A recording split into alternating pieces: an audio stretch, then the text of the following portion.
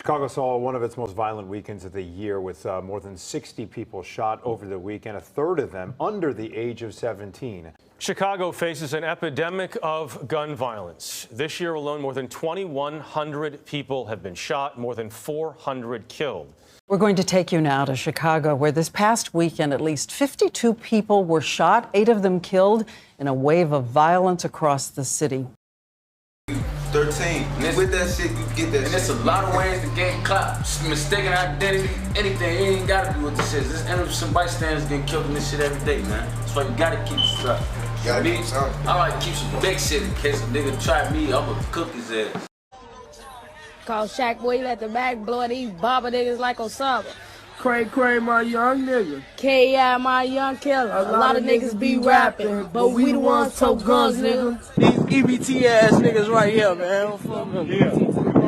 Squad shit, bitch. I'm from STL, but I be posted on EDT, bitch.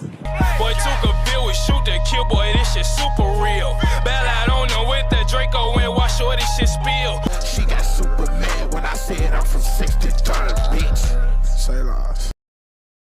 GAKIRAH Barnes, aka K.I., was born on January 21st, 1997, in Chicago, Illinois, to her mother, Chantel Brown. Before she would even turn 1 year old, she would lose her father. He was shot in the head with an AK-47 in front of his home. Some people say it's because he was a gang leader in the city of Chicago, but K.I.'s mom said that that's not true. K.I. would witness one of her brothers being murdered in front of her when she was very young, and death would become a common theme in her life. She also had a brother by the name of George Barnes, aka G.I. Joe, and they were very close. Growing up, K.I. seemed to be a normal girl. She enjoyed hanging out with her friends. She had boyfriends, and she was an honor roll student. She had dreams of becoming a social worker and helping out less fortunate kids. She attended Perspectives, IIT, Math and Science Academy. But in the middle of her 9th grade year, there was a change in K.I. Her grades were slipping, she was having behavioral issues at school, and she was spending a lot more time on the block. stlebt, 63rd, with its most prominent member being Carlton Weekly, aka FBG Duck. K.I. wasn't a shooter at this time, but she would fight girls from rival neighborhoods like Tymb and their biggest rivals, who were basically right across the street at Parkway Gardens, Wick City. But what started as small neighborhood beefs and schoolyard fights were escalating into gunplay, and K.I. would start to lose more and more of her friends.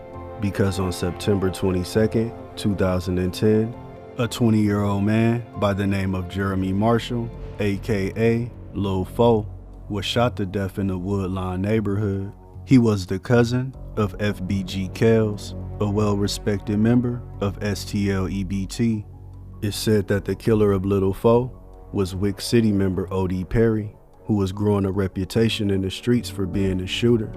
And just a few months later, on January 12, 2011, K.I. would lose somebody who she was very close to, somebody who she grew up with, Shondell Gregory, aka Tuka. STL crazy. You already know. See, I got the loud right here. You know, it's almost gone, but I don't give a fuck. Cause I'm gonna flame up another one. Tuka was a beloved member of stlebt. It's said as he sat at a bus stop, a car with 3 men pulled up on him, 2 from Tymb and 1 from Wick City, O.D. Perry. According to witnesses, one of the men exited the vehicle with a half mask over his face. He exchanged a few words with Tuka. Then a large caliber silver revolver was shown, and Tuka was shot in the chest. He stumbled away and fell on the ground. Then the gunman stood over him and fired 3 more shots into his body before getting back in the vehicle and speeding away. And it said that the shooter was O.D. Perry. The members of stlebt would rename their gang to Tookaville as a way to pay honor to their fallen friend, and they would also say that they were smoking on Tooka, just like the Outlaws did for the late great Tupac Shakur, as a way to pay respect. But the opposition of Tookaville would quickly transform this from an act of endearment into an act of disrespect. When rising Chicago rapper Chief Keef got a hold of the term, he would often rap about how he was smoking on Tooka as a way to taunt their rivals from stlebt. But it wasn't just in songs or just in the streets where the dead were being disrespected. Social media would become a battleground for different gangs, going back and forth, making death threats, and disrespecting each other's dead homies, increasing the violence in the city. The death of Tooka turned K.I.'s heart completely black, and she wanted nothing but revenge. She would be taken under the wing of older STL member C-Ball, who was also close to Tooka, and her cousin, Bosstrell, aka the Chicago Max Payne. It's said that he would teach the younger members of Tookaville about gunplay, how to handle their weapons, and how to kill. On August 10th, 2011, it was a celebration on stlebt. It was Shondell Gregory's birthday. It was Tooka Day. FBG Duck will be filming his music video for his song Freestyle, and the whole Tookaville family would be there. And after filming the video, their adrenaline was pumping, and they felt like Tooka's birthday would be the perfect day for some get back.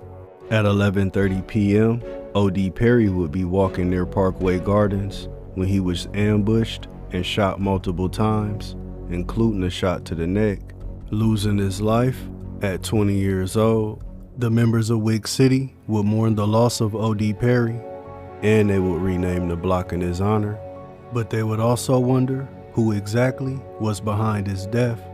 Many people were saying that it was top Tookaville shooter Marvell Williams, aka FBG Wooski. But thanks to a witness tip, the Chicago PD would already have its primary suspects, GAKIRAH K.I. Barnes and her street mentor, Rodney Stewart, aka Bosstrell. But many people didn't want to believe that a 14-year-old girl had taken the life of a respected Wick City member. O.D. Perry was known to carry a .357 Magnum, a gun he could be seen with in multiple pictures. But it said after shooting O.D., K.I. took that gun from him, and she could be seen on social media, posing with it as if it were a trophy. But by taking the life of O.D. Perry, K.I. would inadvertently create what would go on to become the most famous block in America, and they would call it oblock. Outside, pop out. Oblock, bring them glocks out. 300, bring them chops out. We shoot up your block now.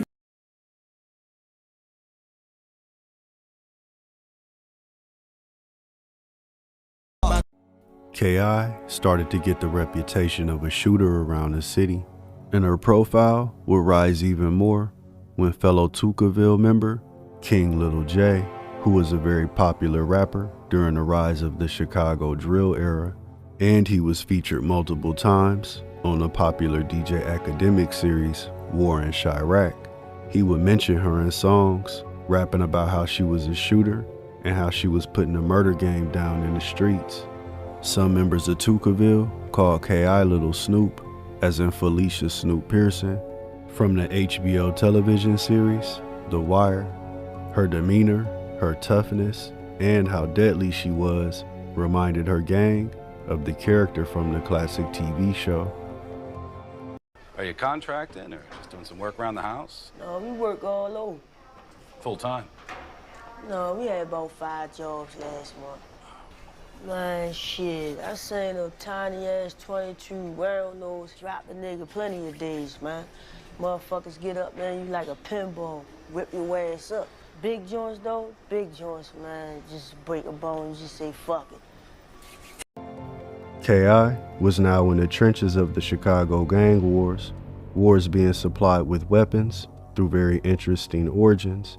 There are stories of U.S. soldiers smuggling weapons to certain gangs in Chicago. One of those gangs hailing from the South Side the Pocket Town GDs, who were in the middle of a very violent war against a crew from the east side in an area known as Terror Town. NLMB, No Limit Muskegon Boys, with its most recognizable member being the rapper G Herbo. But this is just one of many stories of high-powered weapons meant for the battlefields of Afghanistan or Iraq making their way to the inner city community in the hands of young kids and teenagers waging war on one another. And death would once again come to take somebody close to KI. A 13-year-old boy by the name of Taekwon Tyler. It's said that him and KI was cousins, but he was more like a little brother to her. They were very close and they would spend a lot of time together, even though his mom moved him out of Chicago to a small town in Illinois to get away from all of the violence. But he would often come back to visit.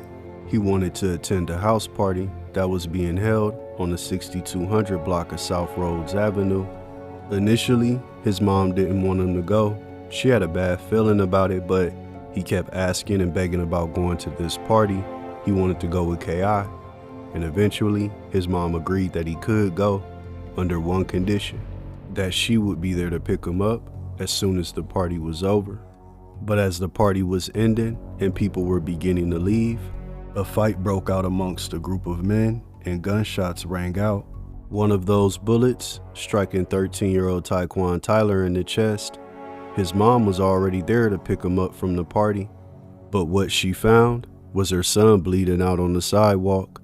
She held him in her arms as he took his last breath, and KI was there to witness the whole thing, her little brother being murdered right in front of her. It's said that the fight that broke out at the party had nothing to do with Taekwon, and he was just at the wrong place at the wrong time. There is also a theory that KI had begun to train Taekwon on gunplay and how to rob, and she would send him to rob older drug dealers. And that's what happened. One of those dealers got mad, doubled back, and killed a young Taekwon. A man named Nashawn Flowers would be arrested for his murder, and he would ultimately be convicted and sentenced to 55 years in prison. After Taekwon's death, KI was truly heartbroken, but she vowed to make the streets bleed in his name. She would change her social media handle to Taekwon Assassin, and she would create a subset of stlebt, Taekwon World, comprised of some of the youngest members of the gang, people like TB and Poppy, Richie Jerk, and 0078, who's probably most well known for allegedly killing one of the most feared shooters in Chicago gangland history, 051 Melly. Taekwon World would quickly grow a reputation for dropping bodies. KI would instruct her youngins to slide on certain neighborhoods that they were beefing with, while she would go at the bigger targets. 800, Tymb, 300 in Lamron, and especially oblock. Anybody could get it. It was a war going on, and in KI's mind, she was a soldier. But in war, there are casualties, and Tookaville would lose another member by the name of Marlon Monroe, aka Little Doc, because on April 28, 2012, the 23-year-old Little Doc was walking home from work on the 6300 block of South St. Lawrence Avenue when a gunman leaned out of a vehicle and sprayed up the block, striking Little Doc in the chest. The Chicago PD would arrive on scene to collect evidence. They collected shell casings and anything else that they could see. They collected everything except Little Doc. He laid there in the tall weeds, dead, for hours, until a 16-year-old boy stumbled upon his body and called the police again, and they finally came and got him. In the months that followed, Tookaville and oblock would relentlessly diss each other online, clowning each other's dead homies. And when it came to oblock, they liked to diss one stlebt member in particular, one of KI's best friends, Shondell Gregory, aka Tooka. While I'm smoking on, Shondell, oblock, bitch, do my team, bro. Oblock, right up on your block, bitch. Go, man down, bitch, you are rolling another day. And on September 25th, 2012, a fight would take place on the train that would forever tie K.I. to one of her biggest rivals, Davon Bennett, aka King Von. They started to fight as soon as they seen each other on the train. King Von would punch K.I. in the face multiple times. Then he would take to Twitter to let everybody know what he did to her. K.I. would acknowledge what happened, but says she only has a bruise on her face, but it's all good because her 40 cal could leave a hole in King Von's face. And a few days later, K.I. would tweet directly at King Von to let him know that she had just beat up a member of Oblock on the train. One of Von's friends, named Little Scud, King Von would acknowledge these tweets by saying that K.I. wasn't no lame and how he think he's in love with her. And K.I. would diss King Von in response, but that didn't faze him. He told K.I. that he wanted to wife her up and how he would treat her right. And on October 5th, 2012, King Von would begin to direct message K.I., telling her how much he liked her and how much he wanted to get with her.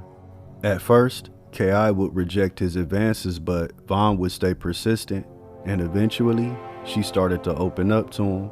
She even asked him about a rumor that she heard that Oblock wanted her dead and that she was a top priority. King Von would tell her, "Yeah, there are people in Oblock that want you dead, but I don't think I could pull the trigger." He said that he liked her too much. He told her that he had a gun on him when she seen him on the train, and there was another time that they ran into each other and King Von was strapped, so if he really wanted to get to her, he could have done it those times.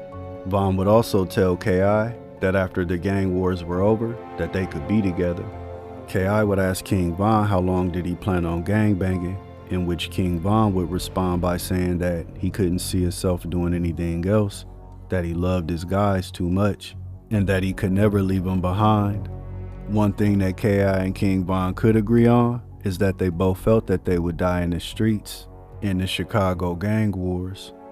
But even though they would have moments of being cordial and somewhat respectful to one another, they were still enemies, and dissing would always come into play. Not too long after exchanging messages with Von, K.I. would tweet out about O.D. Perry, disrespecting him, in which King Von would respond by saying, "I should have pissed or spit on you when I seen you on the train that day, but I wasn't thinking straight." K.I. would then message King Von, making fun of Oblock, saying that they weren't dropping any bodies and how it was Tookaville putting in all of the work. K.I. got Von so agitated that he flat out asked her, "What, you want to have a shootout with me or something?" K.I. would respond by saying, "Hell yeah, with you and T.roy." T.roy being James Johnson, an Oblock legend. Despite his small stature, he was known for being feared in the streets and being quick with his gun. He was best friends with King Von, and together they formed a deadly duo known as V-Roy. K.I. would make good on her wish of wanting to have a shootout with him, because on October 9th, 2012, King Von and T.roy would be spotted outside of the gates of Oblock. It's said that K.I., along with the FBG Cash, ran down on him, spraying up the block and shooting King Von in the leg, but they were able to survive this attack. King Von would take to social media, making light of being shot in the leg, and he would tell K.I. that he wasn't a lame and that he shouldn't have to get shot in order for them to be cool, making jokes about the situation.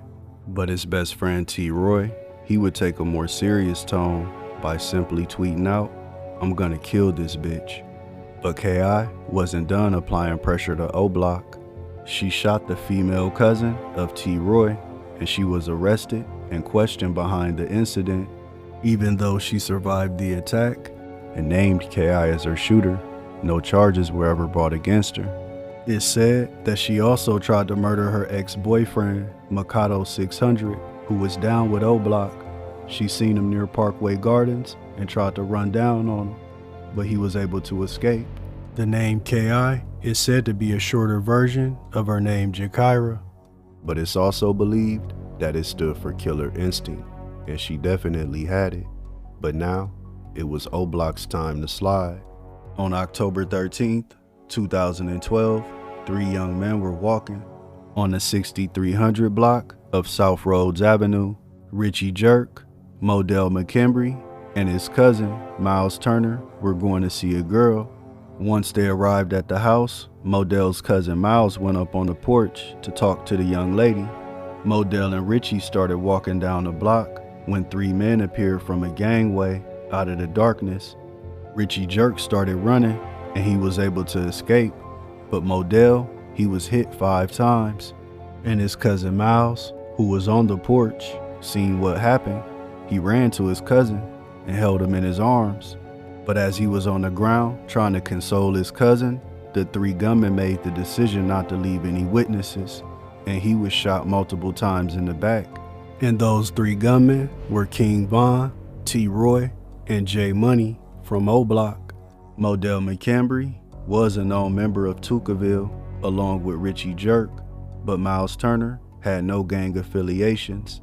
He was a high school football player at Leo High School, and he had dreams of playing college ball, but now he was paralyzed from the waist down, and his dreams were taken away after being shot by King Von.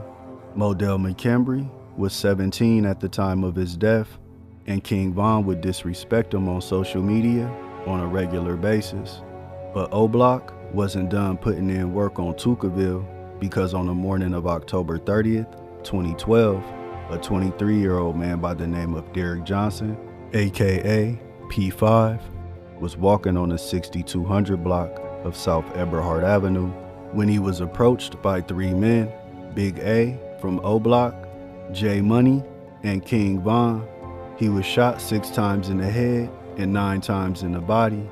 And although he hailed from Gyro City, he had strong ties to Tookaville.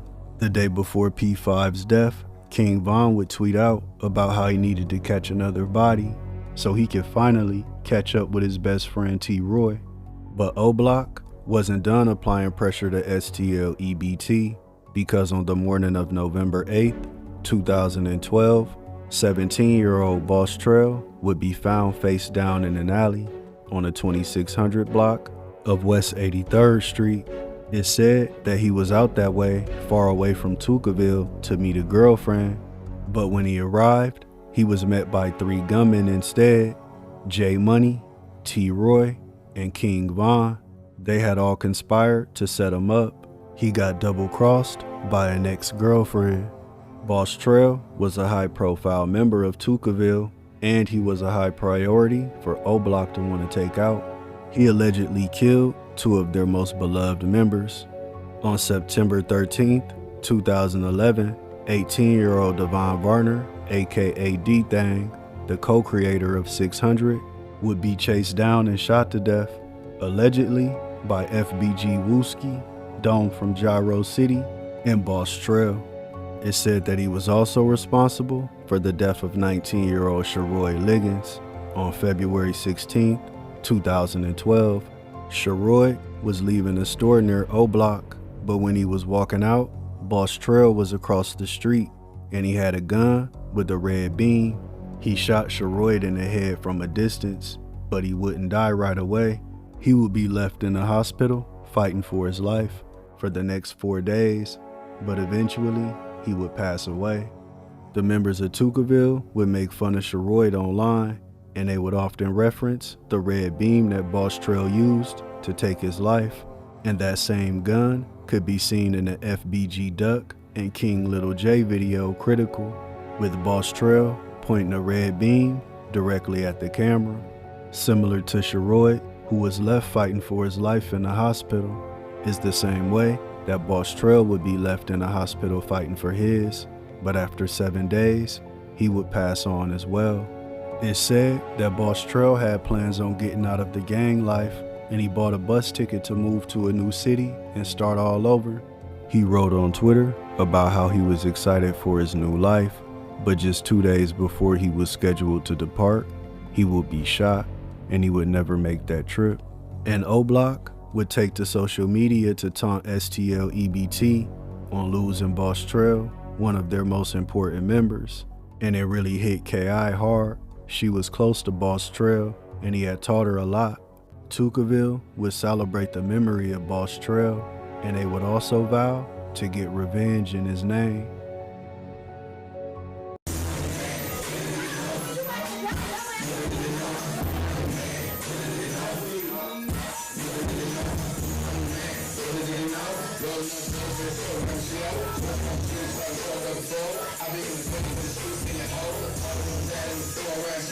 But despite the bloodshed between Oblock and Tookaville, King Von and K.I. stayed in touch.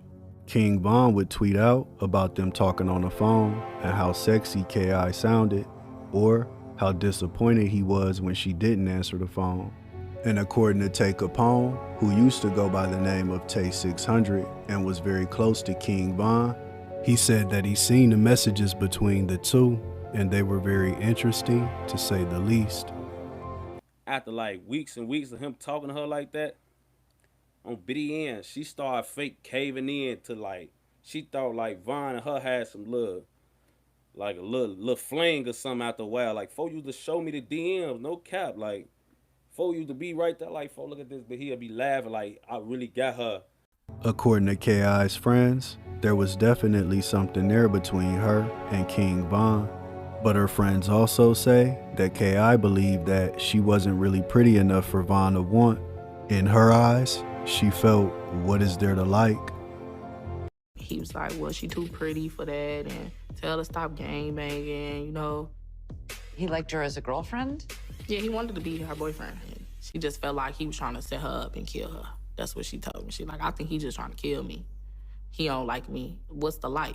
But King Von and K.I.'s somewhat romantic and very deadly relationship would be put on hold because on November 20th, 2012, King Von would be arrested for unlawful use of a firearm by a convicted felon. He would spend the next year and a half behind bars.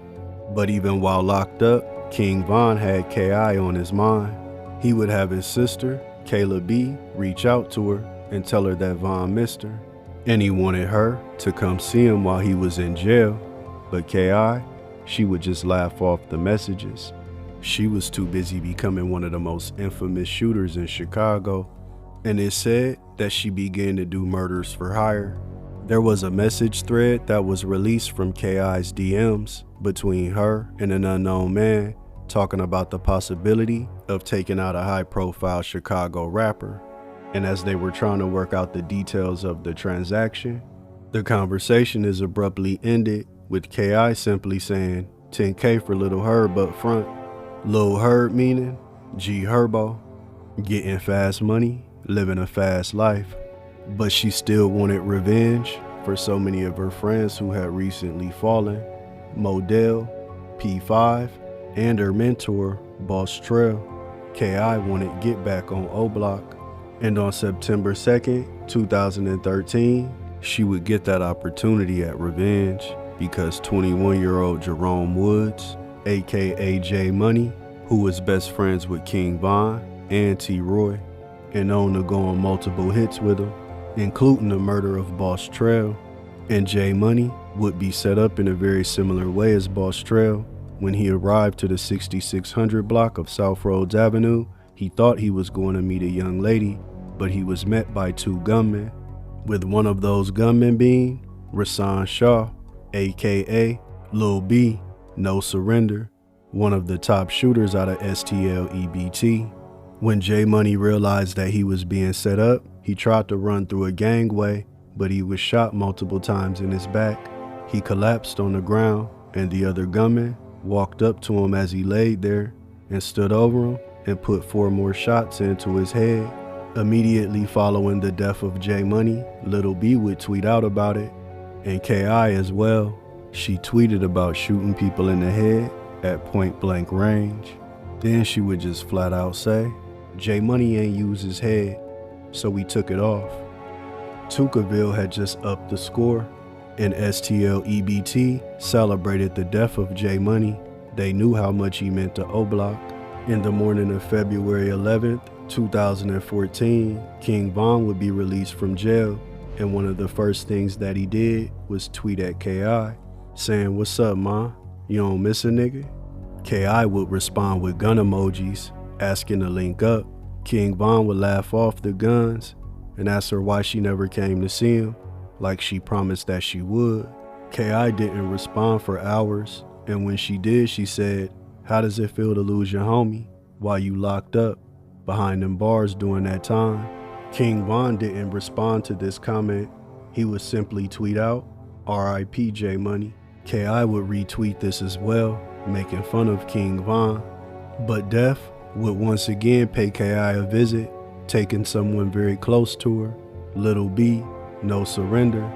They knew each other ever since they were babies. They grew up together. Then they started to do drills together. But it wouldn't be the ops that would get the Little B, it would be the Chicago PD. A massive police presence between Eberhard and Rhodes on 63rd. Patrol cars, blue lights flashing after a police-involved shooting. He got shot 7 times on Rhodes, right there by the police. Friends say 19-year-old Rasan Shah had just left them to get something to eat. He was running through the alley with no gun or nothing, because he just left us. So we know he ain't had no gun. The police shot him unjustified. Too many times in his back. He ain't do nothing, man. The death of Little B destroyed K.I.'s spirit.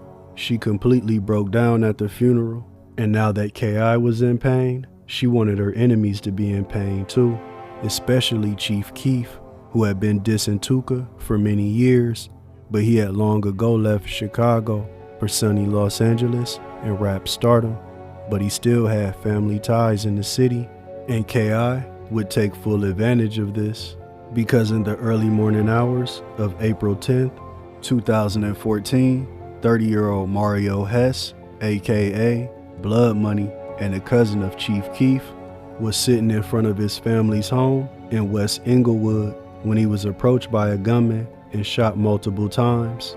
Just 2 weeks prior to his death, he signed a deal with Interscope Records, and he did interviews talking about how he had big plans for the future. But unfortunately, those plans would never come to fruition. K.I. would let it be known that she was responsible for the death of Blood Money, but not even the death of her enemies could heal her heart. She would take to social media to talk about her pain and everything that she had been through in her life and all of the friends that she had lost. She even made a post about her dad and how she knew that she would be a better person if he was around. According to K.I.'s mom, she tried to talk to her daughter about everything that was going on, but when she looked her daughter in the eyes, she could already tell that her soul was gone, and her mother's intuition would be proven correct, because on April 11th, 2014, K.I. would make a fatal mistake. She would tweet out her location for everybody to see, including her enemies. She was walking on the 6400 block of South Eberhard. She was with FBG Butter and Spoon from Gyro City. They were headed over to Wooski's house to celebrate Bosstrell's birthday when a gunman hopped out of a vehicle, waved a few bystanders who was in his path out of the way so he could have a clear shot, and began to fire at K.I. and her friends. Her 2 friends would be hit, one in the foot, one in the knee, and K.I., she was hit 9 times in the chest, neck, and in the jaw. After being shot, she would stumble to a nearby home where she laid on some steps, and she would take her last breath, ending the life of the most deadly female assassin in Chicago gangland history. Always apart, always acting wild when you should be doing what you told. You was never one of us. You never could be.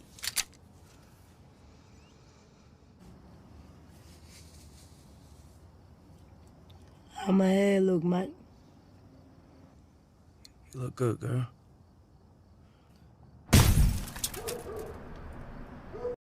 Following the news of her death, K.I.'s enemies would take to social media and rejoice and celebrate her demise. In Tookaville, they would vow to get revenge.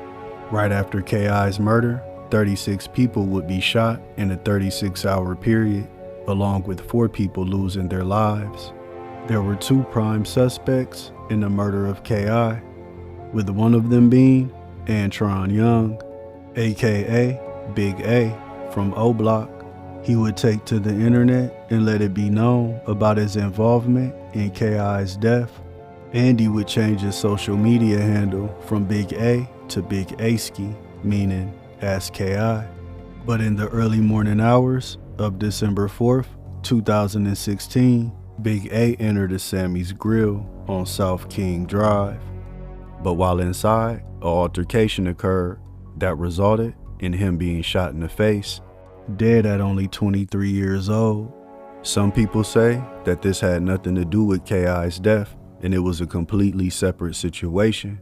But there's also a theory that it was two members from Tookaville, DeAndre Wallace, aka Can't Get Right, and George Barnes, aka G.I. Joe, K.I.'s brother.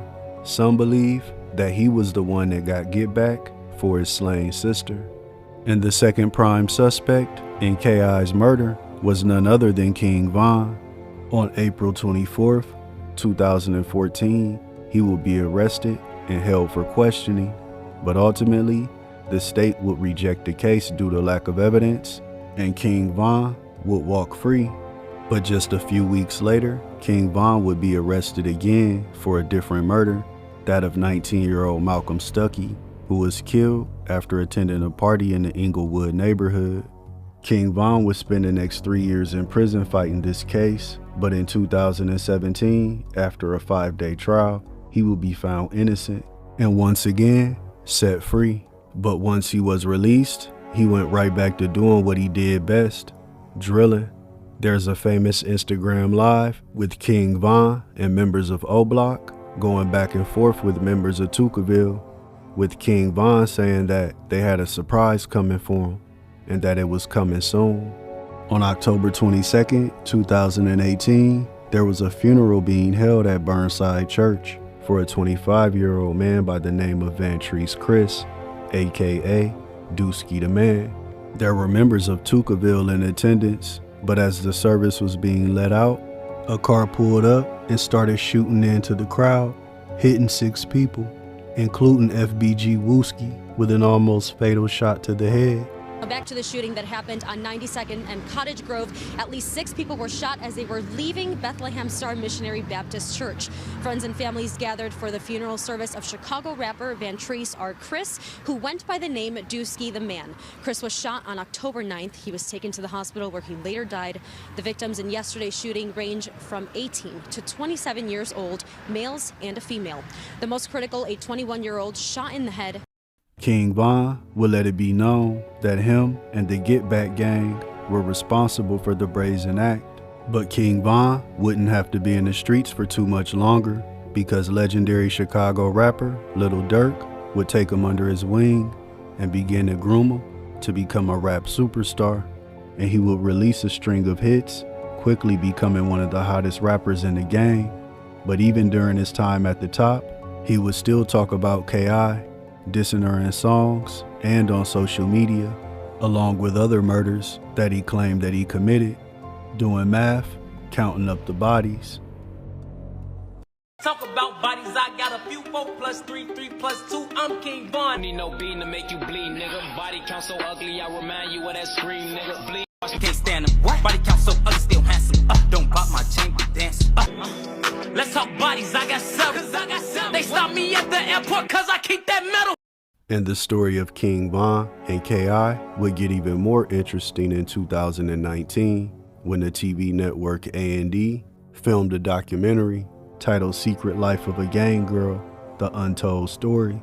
And during this documentary, they interviewed King Von, but from the tone of the interview, it seems as if A&E was under the impression that King Von was a man in love with K.I., obsessed with being with her, not knowing that they may have been interviewing a man obsessed with taking her life. I was trying to first.